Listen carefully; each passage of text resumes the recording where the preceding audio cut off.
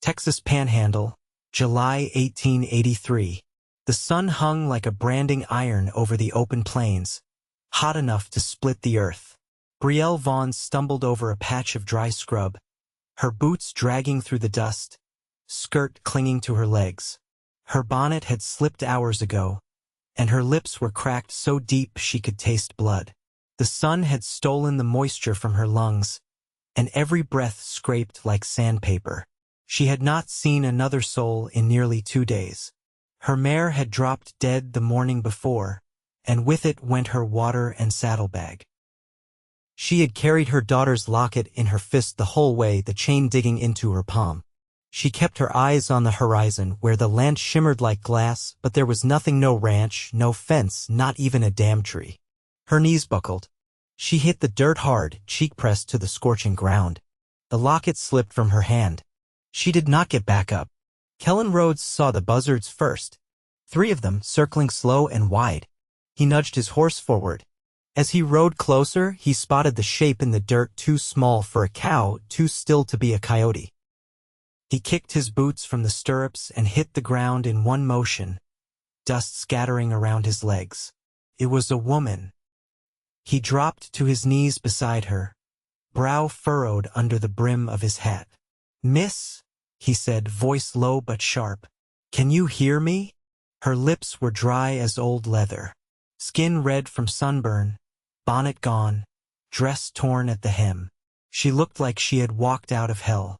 Kellan yanked the canteen from his saddle. "Come on, now.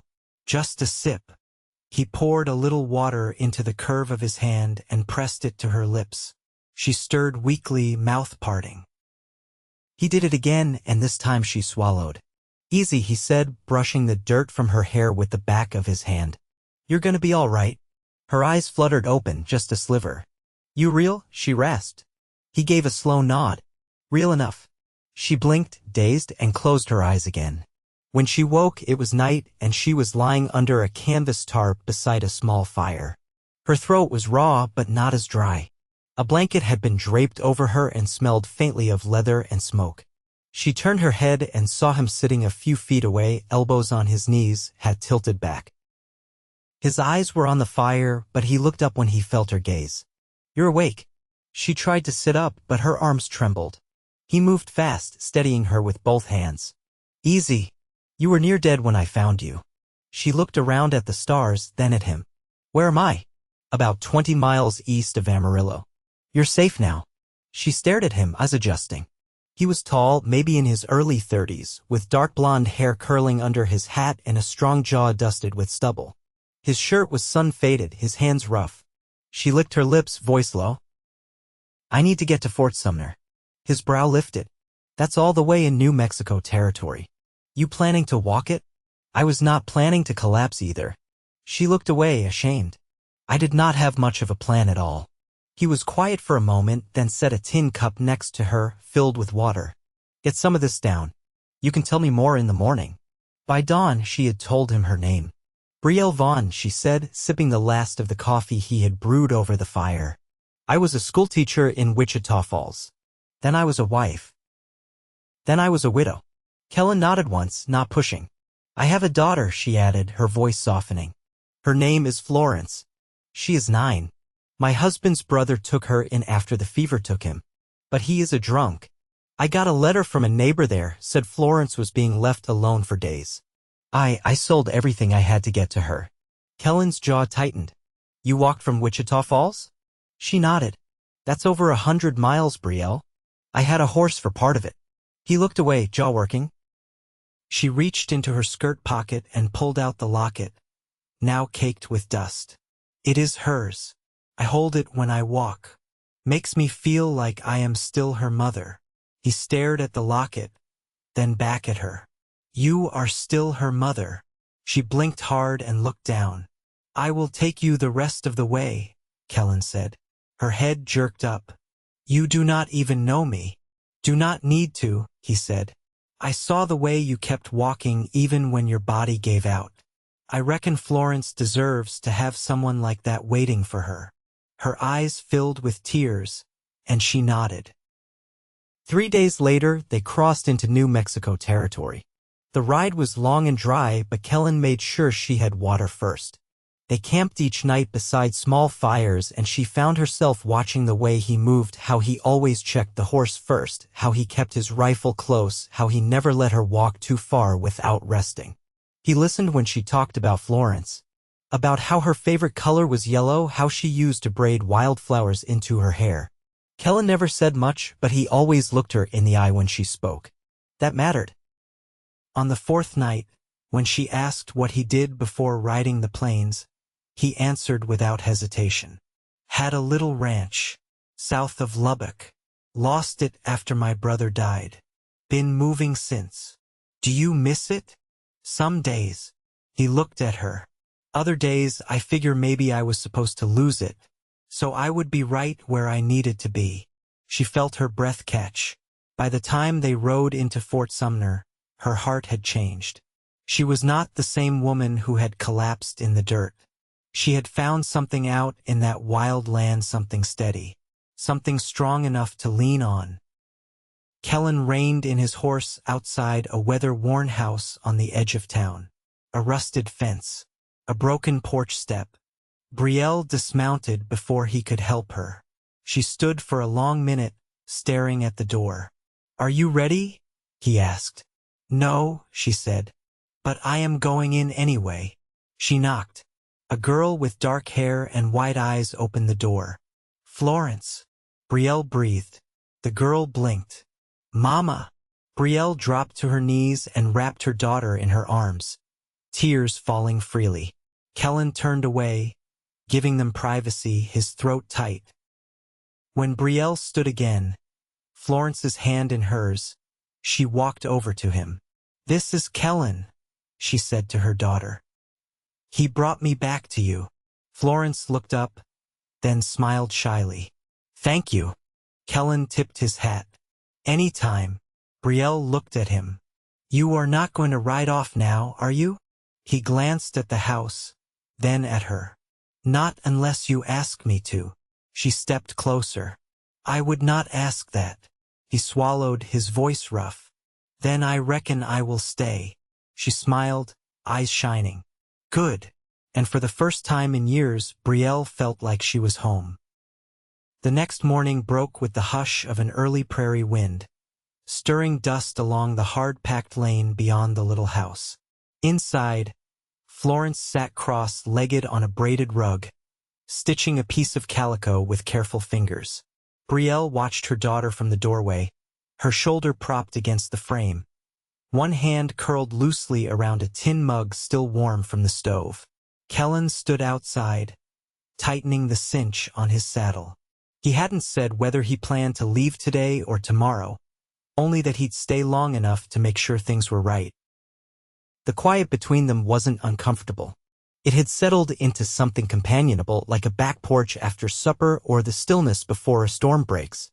Brielle stepped off the porch and crossed the yard, her skirts brushing the dry grass. "She remembers more than I feared," she said, setting the mug down on the trough. Kellan tested the reins, nodding. "She seems steady." "She is. Always was more even-tempered than I deserved." Her voice thinned. He let her go hungry sometimes. She wouldn't say it straight out, but I saw it in her cheeks. "She's thinner." He met her eyes. "You're here now." She glanced down at her hands. "I don't know how to be what she needs. Not anymore. I thought getting her back would be the end of the hard part. It's just a different kind of hard." He looped the reins around the post. "You'll learn it same way you learned to walk here." Brielle stared out across the scrubland. "There's not much work in town. I can teach, but only if someone leaves. Or dies. There's a cattle outfit south of here. They don't hire women, but they keep a bunkhouse cook. You could inquire. I don't want to leave Florence with strangers." "You wouldn't have to." He scratched at his jaw. "I've been thinking about buying a place near the Pecos. There's water, decent pasture, some old fencing that'd need mending. It's empty now. Was part of a land grant, but the fella who held it passed without kin." She looked up sharply. "You'd settle here?" He shrugged. "Could. Wasn't tied to any place before." Brielle narrowed her eyes. You're not saying this just because of me? No, his voice was quiet. But I wouldn't be saying it if it weren't for you. She folded her arms, brow furrowed. That's a different thing. Kellan nodded. So is deciding where to build a life. She opened her mouth to reply but stopped. Her gaze drifted toward the house where a curtain fluttered and a small face peered out. If you stayed, she said slowly, you'd be around Florence. Around me? He didn't blink. I'd like that. She lowered her arms. You mean it. I don't say things I don't mean. She moved closer, the hem of her dress catching on a dry weed. You haven't asked for anything. Not once. I don't figure you owe me anything. Her voice turned softer. Doesn't mean I don't want to give something. His eyes met hers, steady and unguarded. Then let me stay. Let me help. She reached out and laid her hand over his. All right. He wrapped his fingers gently around hers, calloused and warm. We'll make it work. Later that day, they walked the edge of the property together, Florence trailing behind them with a stick, drawing lines in the dirt. Brielle pointed out where the fence had begun to sag, where the chicken coop once stood. Kellan listened, his gaze following her hand, already thinking of what could be fixed and what ought to be built new. That night, they cooked beans over the stove and shared the bread Brielle had baked with what little flour remained. Florence fell asleep curled up on a cot near the window, the locket tucked beneath her chin. Kellan sat in the doorway, his back against the frame, knees drawn up. Brielle joined him quietly, their shoulders brushing. Never thought I'd be here, she murmured. You are, though. She looked at him through the dark. I've never known a man who didn't want something in return. He reached for her hand without speaking and held it between both of his. She leaned in, her head resting against his arm. I'm not scared with you. You don't have to be. The wind sighed across the plain, carrying the scent of warm earth and summer grass. Inside, the child snored softly.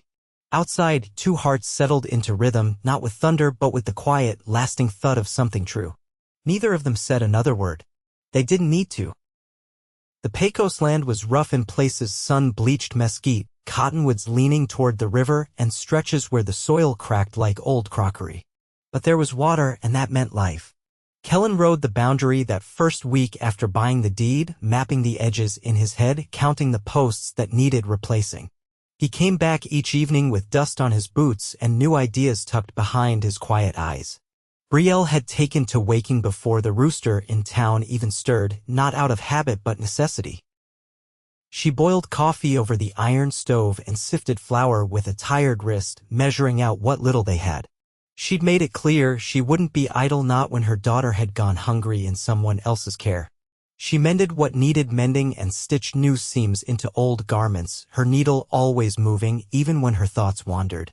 Florence spent most mornings trailing behind Kellan, asking about fence knots and wild animal tracks. He never shushed her, only answered plain and even, like she was worth the time.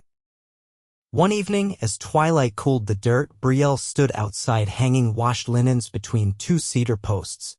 The clothespins bit into her fingers, but the ache was familiar, anchoring. She glanced toward the barn where Kellan was sorting through salvage timber. You build fast for a man working alone, she called. He turned, wiping his hands on a rag. Not fast. Just steady. She crossed the yard. You always like working with your hands? Not always. When I was younger, I thought I'd be a surveyor. Spent time studying maps, lines, and distances. But land starts to look different when you're walking it instead of measuring it. You don't miss it? He leaned against the doorframe. I miss the quiet of it. But I get that here. And now there's more reason to stay still. She didn't answer right away.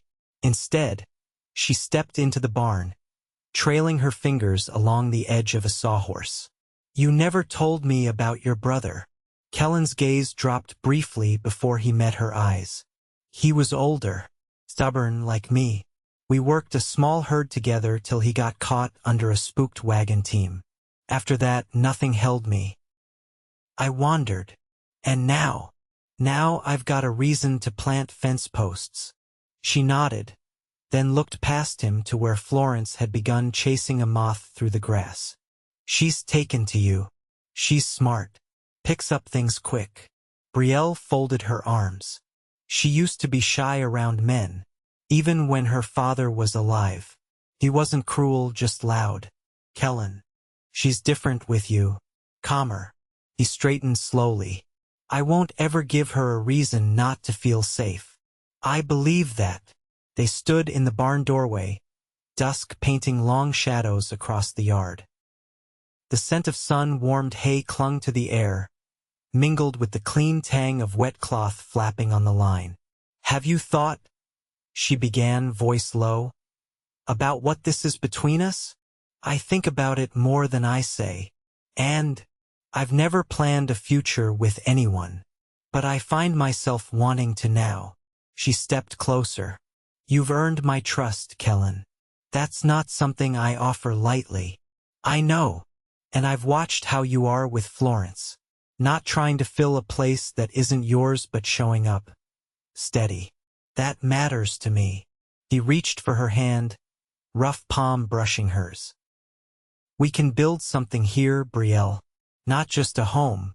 A life. She let her fingers curl into his. Then let's do that. Together.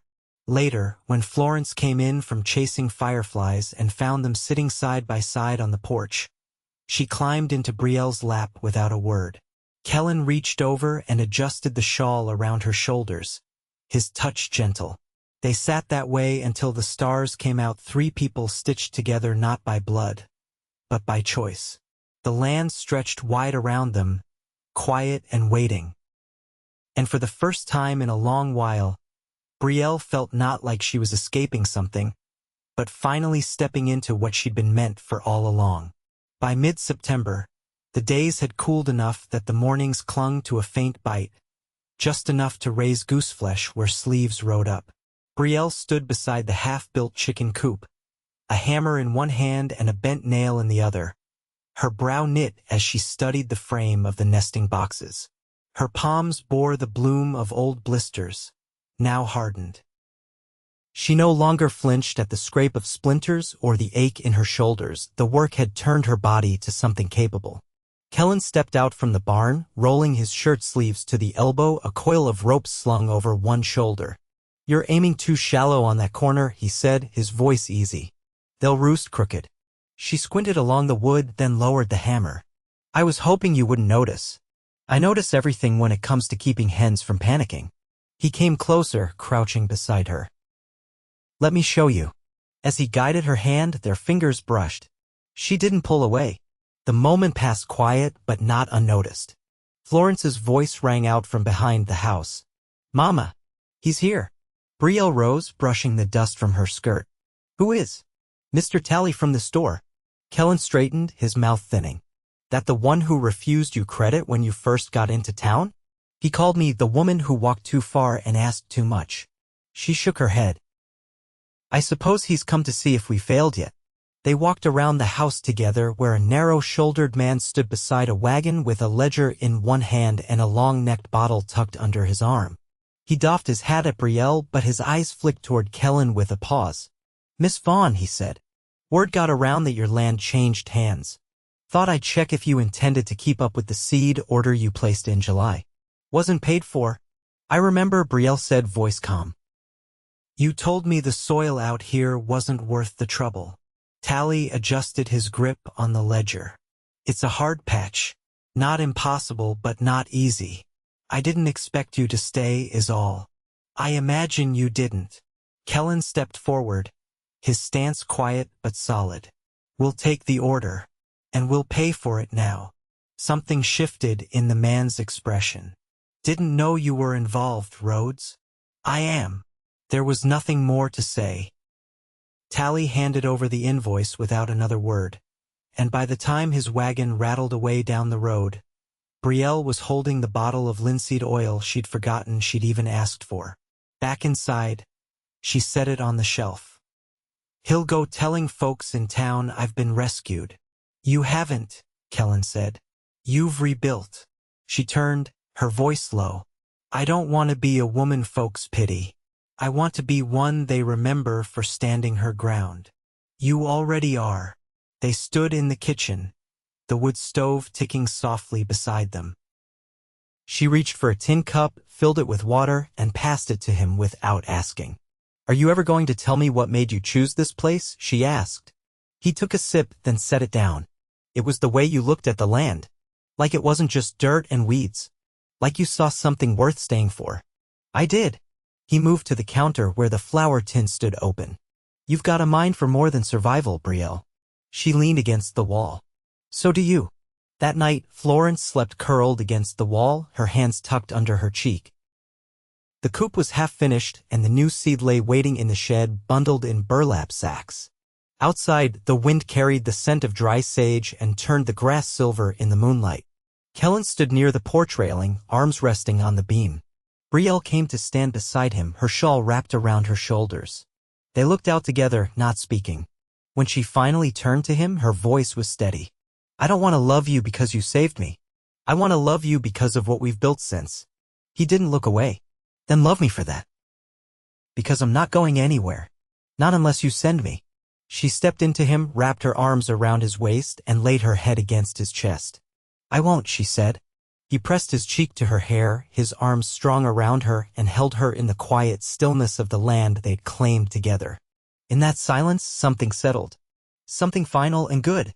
The wind stirred and the stars kept their watch. By late October, the cottonwoods near the river had turned gold and began shedding leaves like quiet confessions, drifting across the yard in soft spirals. The soil, freshly turned from planting, held the scent of damp earth and the promise of spring vegetables. In the mornings, a thin fog hovered before the sun burned it off, and the house, now patched, painted, and braced against the wind, sat square and proud in the clearing. Kellan stepped into the kitchen carrying a bundle of kindling under his arm, his boots leaving faint prints on the swept floor. Brielle stood at the table, kneading dough with steady hands, her sleeves rolled to the elbow and her braid tucked at the nape of her neck.